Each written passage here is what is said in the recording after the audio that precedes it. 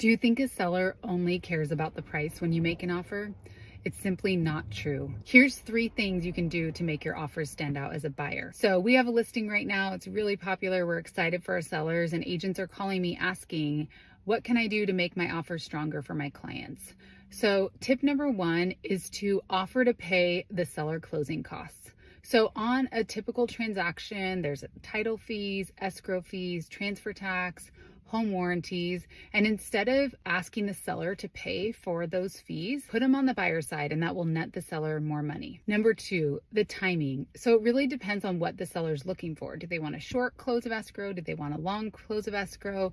So finding out from the listing agent what the timeline would be that would be preferable to the seller is helpful, because it's not always about price. Number 3, if your offer is contingent and you're a buyer competing with a house that has multiple offers and you have to sell your house in order to buy, consider other alternatives, like what you might be able to do to be non-contingent. So I would say if there's a hierarchy of which things feel the most negative to a seller when we're talking about like a closing cost credit or a longer time frame or different things like that, having to sell a house before you can buy the seller's house is probably the hardest one for them to get over. So if there's your offer and you have to sell a house and 2 other offers and they don't have to sell a house, I would say not always, but almost always that offer is immediately out of the question. So if you have a way that you can be non-contingent, and not everybody does, but you can do a bridge loan, borrow from retirement, maybe get gift funds, figuring out a way to be non-contingent when you're in a competitive market would be tip number 3. One other note I will make about contingent offers is, let's say you are contingent, but the buyer on your house has already done all of their inspections, they're done with their appraisal, their loan contingency has been lifted, and you guys are just getting ready to close escrow. That contingent offer might be something that a seller would consider,